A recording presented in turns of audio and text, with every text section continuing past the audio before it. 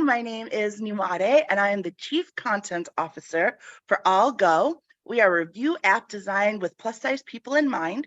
It's for people of size and those who love us. Speaking of love, we have this great series called Love Handles All, and that is what we are bringing you an episode of this evening. I'm so excited. I have Ashley and Cameron with me. Hi, how are you both doing? Hi, we're good. Well, I'm good. I don't want to speak for us, but I'm good.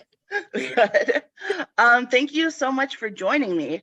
To start off, how did you meet? How long have you been together? So we met on Facebook in 2019. I love to tell the story about us meeting because it actually started, I don't want to say as a joke, but like a tester, right? So I was single for a while and I was on the phone with one of my good friends, Trey. And I'm like, Trey, like I've been single so long, I don't even know how to talk to men. And so he's like, well, let's just look on Facebook, see who's online, and then message somebody. So Cameron was there and I was like, well, it's this guy, it says Cam Webb. I went on his page. Like he looks normal, he looks single. So we'll test it out on him. And, you know, he had me at hello. Pretty much, like I sent the first message, hey, how you doing? And he's like, I've been thinking about you. Let's go on a date next Saturday. Oh, nice. So you both like sort of swiped that you liked each other and then you sent the first message? No, so it was like through Facebook Messenger. It wasn't even Facebook dating. Oh, before they had the thing. Okay. Yeah. Nice. So you replied that you had been thinking about her. What was it about her that I guess captivated you, that made you have her on your mind? Well, she said thinking. Honestly, I really didn't know the girl at all. I mean, I seen she was like on the radio. I'm like, you know what? I said, that's the girl from the radio. And I always thought, she was like really tall. That's why I was like, I don't know, but now I was like, you know what? I might climb that tree. So, are you really tall? No, I'm not.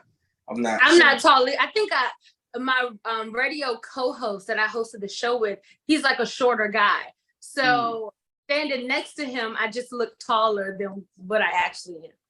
That makes sense. We're actually okay. Well, that works.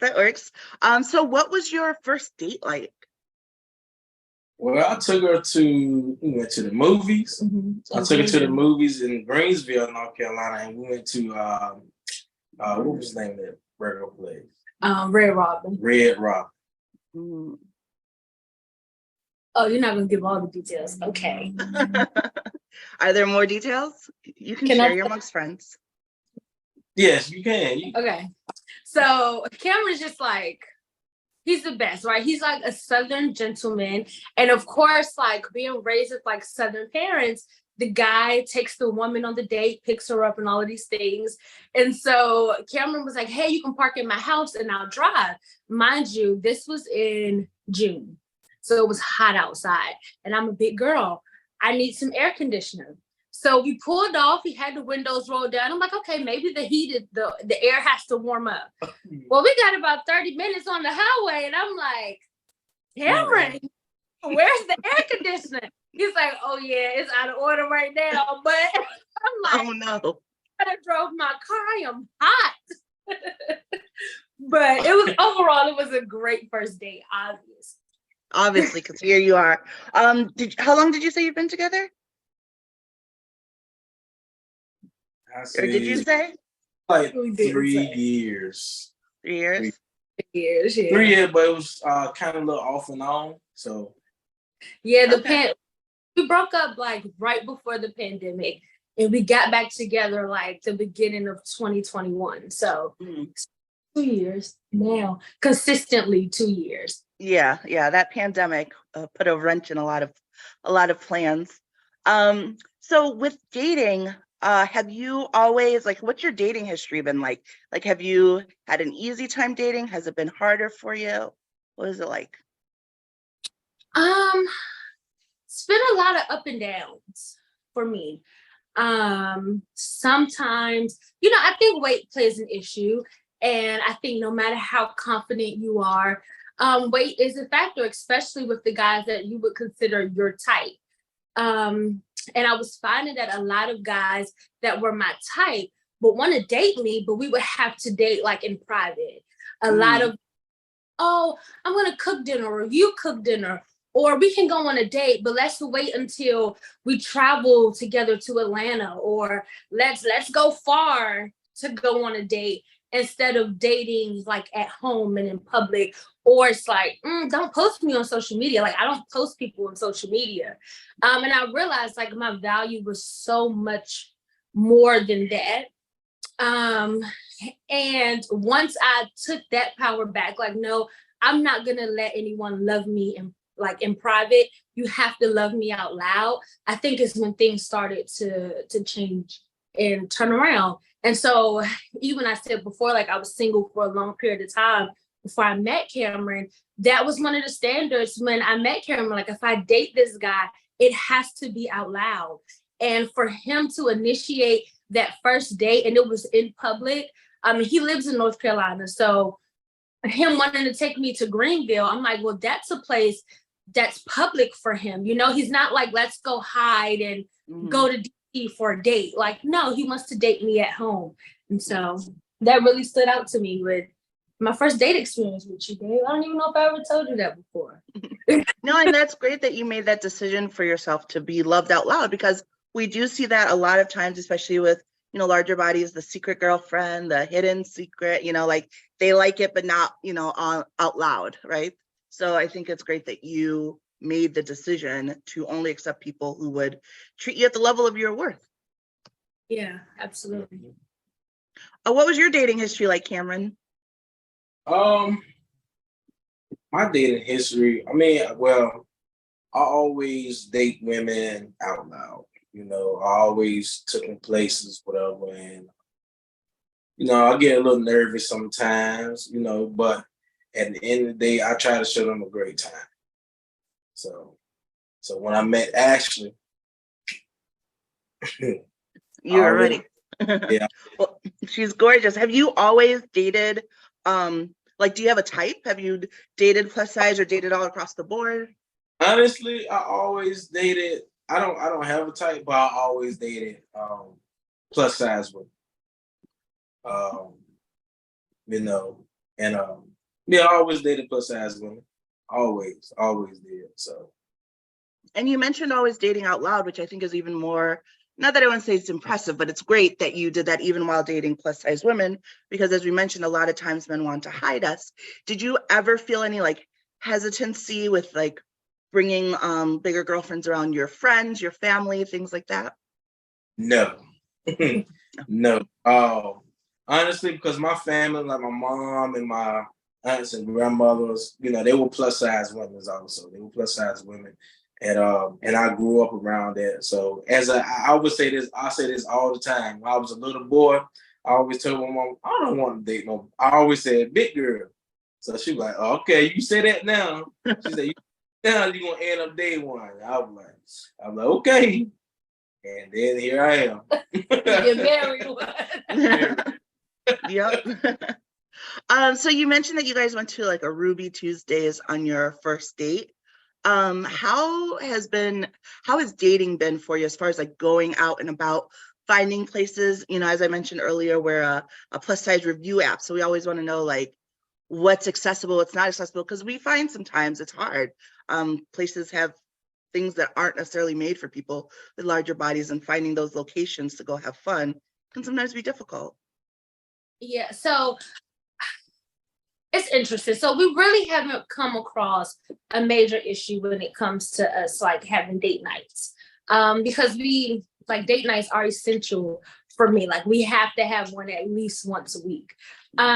So we haven't had any issues. I'm finding now, like with modern restaurants, it's like they're making the tables and booth sections like kind of tight, because I guess like the restaurant spaces are smaller, so they're trying to pack in more people, so they're making that seating space smaller.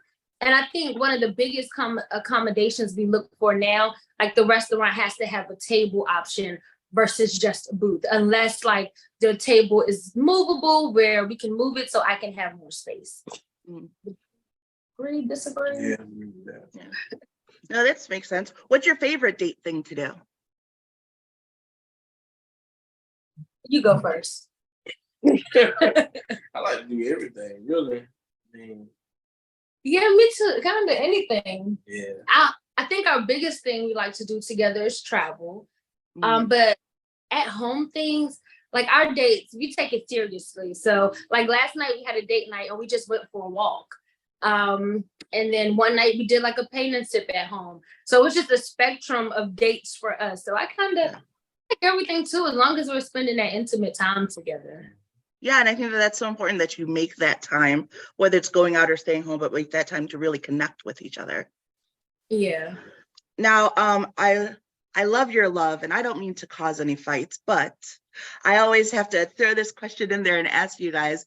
So if you could say one thing that you think your partner, like that you do that drives your partner crazy about you, what would it be? Like one pet peeve or one thing that like grinds their gear a little bit? One thing that he does that grinds my gears, or one thing that I do that I think grinds his gears? Yes, that you do. Like, what would his answer be about you, and what would your answer? And then I'll ask him what your answer would be about him. Ooh. Okay. So can I do two? Okay. Yeah. I think, all right, so one thing, because I don't know, I got to pick because two, it might be two things. One thing is I leave the top lock unlocked, and I think he hates that. And the second thing is probably trying on clothes in my living room, and the things that I keep, I just lay across the couch until I'm away. That's what I think. Is she right? Yeah. Well, that's good that you know each other that well. What about you? I could say forgetting to take out the trash is one of them. That's one of our big pet peeve. I forget to take out the trash. Like when I get ready to go to work, I'll be rushing out and I just forget the trash. And another thing is I wonder if you can get it. I tell you this like almost every day. What is it? I don't know. I really don't even know. Can I give him a clue? Mm-hmm. Yeah. Okay. Something dealing with the kitchen. The kitchen. Something else in the kitchen? Is the kitchen the bane of your existence? First the trash and now this other thing? They what, putting the thing in the microwave? Yes. The food top thing? Oh, yeah. My mom gets me on that because I always forget too. Is that a big one for you? You're like, cover that food. More trash. That's the number one. Oh, more than the trash? No, yeah, more than the trash. The trash. I don't know why you said the trash. The trash really isn't that big of a deal. But that microwave cover, oh my goodness. Yeah, because then you have to clean the microwave. I hear you. I hear you. Okay, well, to bring back the love, what are the top 3 things you love about each other? Oh. You go first. Okay. I love that Cameron is not only kind to me, but he's just kind to anyone who he like comes in contact with, whether a stranger, a family member, a friend. Cameron is always kind. I love that you love me, and like that you love me unconditionally, no matter if I'm being crazy or being a baby. Like you love me unconditionally, and I love that for you. Or for me. And I also love how you love God, and how you try to keep God as the center. So I love that about you. Okay. I love that. What about you? Okay, with me, first thing that I do love about her is that she keep God in her life also. I mean, she studied her word almost every day almost. And I really love that for her. And the second thing that I love about her is that she keep me driven. She really keep me driven. When I know that I'm not, you know, when I know I'm procrastinating or something, oh, she get on me every time. That's, I mean, I about her. And the third thing that, you know, that she genuinely like love her family. And you know, that she love her mom, her brother, and them. And that's how I know that she loved me. She loved me the same way as she loved her family. That's deep. Those are some very, very good ones. Now, before, did you mention that you two are married? Yes. Yes. So could I hear about the proposal? Because I love a good proposal story.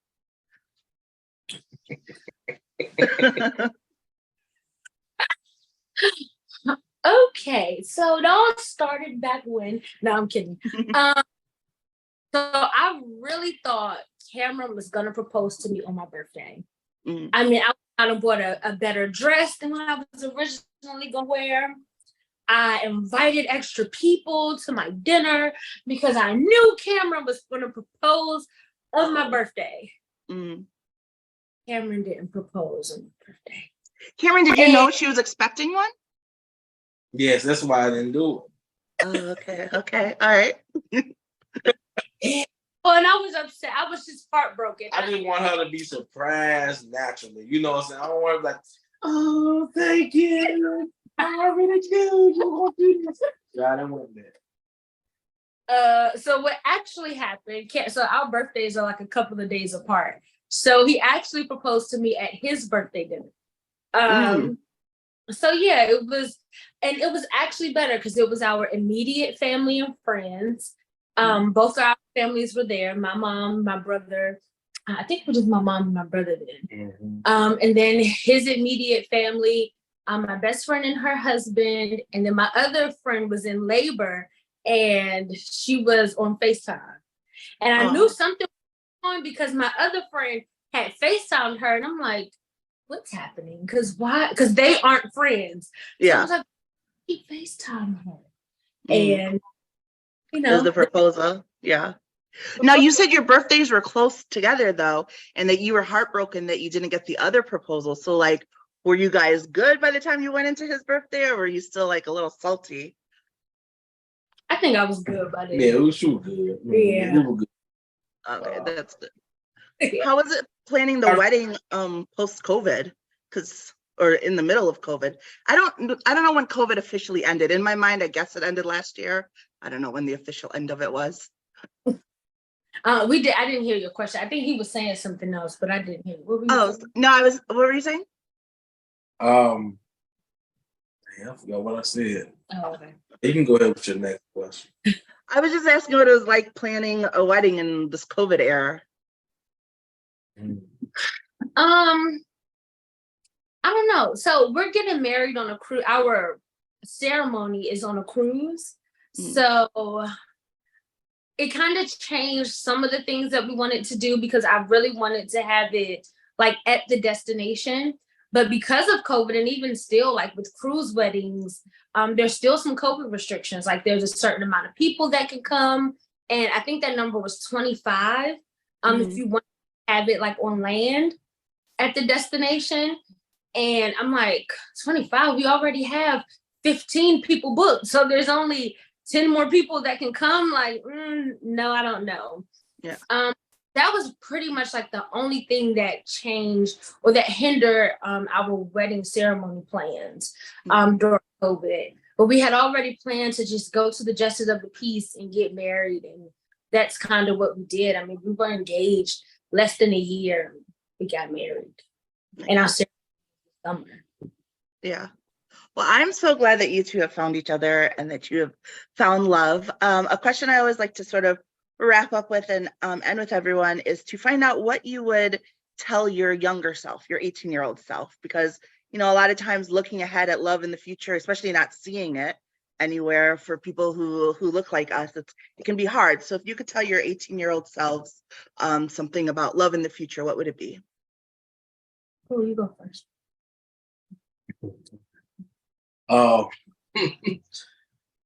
Well, let's see. What would I tell my 18-year-old self? So when I was 18, I was out there. But yeah. I just, tell them, love is out there, don't rush into it, because love will find you. And also just love yourself. So that's all I can say. I think that's the biggest thing that I would tell myself. I would tell young Ashley to just love yourself and love yourself fully inside and out. And that it's going to be okay. It's going to be okay. Just be yourself, love yourself unapologetically. And yeah, just keep reminding myself, don't let anyone love you in private. If you can't love me out loud, you can't love me at all. Absolutely. Absolutely. Because you're definitely deserving of being loved out loud, and you all are, if you're watching this. And I hope that you either are being loved out loud or you find someone who loves you out loud, because that's really important. Thank you so much, Cameron and Ashley, for joining me. It was great talking with you both, and thank you all who are watching. If you haven't already, make sure you're subscribing. Every Wednesday, we bring you a different love story, and I hope you all have a great day.